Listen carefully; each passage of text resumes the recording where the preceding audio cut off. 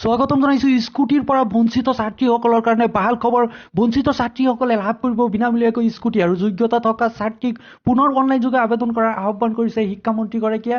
আৰু এতিয়াও সময় আছে পঞ্জীয়ন কৰাৰ, আপোনালোকে অনলাইন যোগে পঞ্জীয়ন কৰক আৰু ফ্ৰী স্কুটি লাভ কৰক। যিসকলে যোগ্য হয়, যিসকলে ৰাস্তাত গৈ প্ৰতিবাদ কৰিছিলে, সেইসকল ছাত্ৰীক বিনামূলীয়াকৈ স্কুটি প্ৰদান কৰিব। আৰু কি কৈছে শিক্ষামন্ত্ৰীগৰাকীয়ে আপোনালোকক শিক্ষামন্ত্ৰীগৰাকীৰ মুখৰ পৰা নিজে শুনিব পাৰিব। আৰু ভিডিঅ'টো একেবাৰে শেষলৈ চাই থাকিব।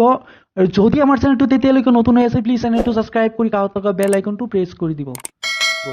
নতুন চৰকাৰে শীঘ্ৰে পুনৰ বিতৰণ কৰিব ফ্ৰী স্কুটি, বিনামূলীয়াকৈ স্কুটি। অহা এসপ্তাহ 10 দিনৰ ভিতৰতে আৰম্ভ কৰা হ'ব এই প্ৰক্ৰিয়া।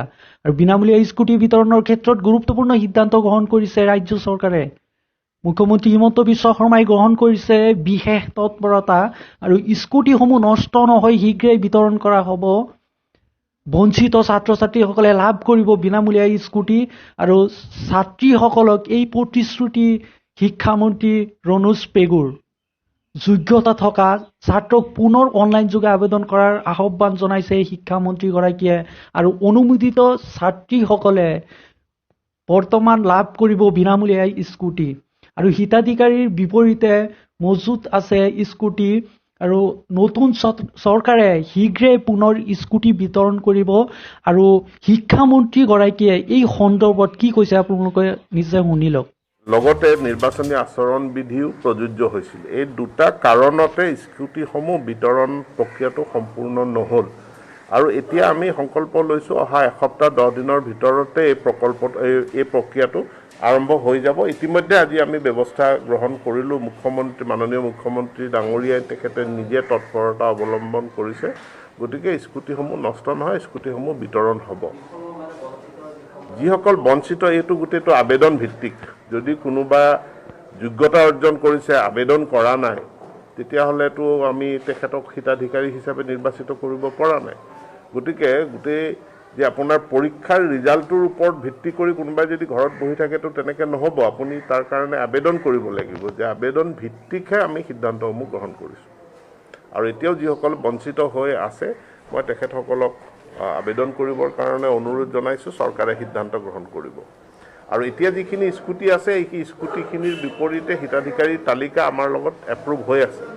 গতিকে অনুমোদিত হিতাধিকাৰীসকলেহে এতিয়া এই স্কুটিসমূহ পাব। হয়, সময় আছে, এতিয়াও পঞ্জীয়ন কৰক। নতুন চৰকাৰে শীঘ্ৰে পুনৰ বিতৰণ কৰিব বিনামূলীয়াকৈ স্কুটি।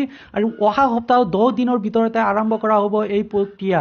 বিনামূলীয়াকৈ স্কুটি বিতৰণৰ ক্ষেত্ৰত গুৰুত্বপূৰ্ণ সিদ্ধান্ত গ্ৰহণ কৰিছে ৰাজ্য চৰকাৰে। আৰু মুখ্যমন্ত্ৰী হিমন্ত বিশ্ব শৰ্মাই গ্ৰহণ কৰিছে এই তৎপৰতা। আৰু স্কুটিসমূহ নষ্ট হ'বলৈ নিদিব, বিতৰণ কৰি দিব শীঘ্ৰেই। আৰু বঞ্চিত ছাত্ৰীসকলে লাভ কৰিব বিনামূলীয়াকৈ স্কুটি। আৰু ছাত্ৰীসকলক এই প্ৰতিশ্ৰুতি দিছে শিক্ষামন্ত্ৰী ৰণোজ পেগুৰ। আৰু যোগ্যতা থকা ছাত্ৰীক পুনৰ অনলাইন যোগে আবেদন কৰাৰ আহ্বান জনাইছে শিক্ষামন্ত্ৰীগৰাকীয়ে। আৰু যোৱাবাৰ যিসকল ছাত্ৰীয়ে ৰাস্তাত প্ৰতিবাদ কৰিছিলে, সেইসকল ছাত্ৰীয়ে এতিয়া অনলাইন যোগে আবেদন কৰিবলৈ কৈছে। সেইসকল ছাত্ৰীয়ে ফ্ৰী স্কুটি লাভ কৰিব। যদি যোগ্য হয় তেতিয়াহ'লে অনলাইন যোগে আবেদন কৰিব লাগিব। যোগ্য হৈ আপোনালোকে ঘৰত বহি থাকিলে স্কুটি নাপাব বুলি কৈছে। কিন্তু অনুমোদিত ছাত্ৰীসকলে বৰ্তমান লাভ কৰিব বিনামূলীয়াকৈ স্কুটি। আৰু হিতাধিকাৰৰ বিপৰীতে মজুত আছে স্কুটি। আৰু নতুন চৰকাৰে শীঘ্ৰে পুনৰ বিতৰণ কৰিব এই বিনামূলীয়াকৈ স্কুটি। আৰু মুখ্যমন্ত্ৰী হিমন্ত বিশ্ব শৰ্মাই গ্ৰহণ কৰিছে এই তৎপৰতা। আৰু যিসকল ছাত্ৰীয়ে যোৱাবাৰ আবেদন কৰিছিলে বা লিষ্ট ওলাইছিলে, ওলোৱাৰ পিছতে নাম অহা নাই, যোগ্য আছিলে কিন্তু নাম অহা নাই লিষ্টখনত, তেওঁলোকে স্কুটি পোৱা নাই, সেইসকলে এতিয়া স্কুটি পাব।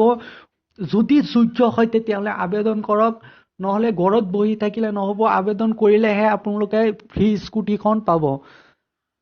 আশা কৰিছোঁ ভিডিঅ'টো ভাল লাগিছে। যদি ভিডিঅ'টো ভাল লাগিছে প্লিজ লাইক কৰিব, কমেণ্ট কৰিব আৰু আপোনালোকৰ বন্ধু বান্ধৱীলৈ শ্বেয়াৰ কৰিবলৈ নাপাহৰিব।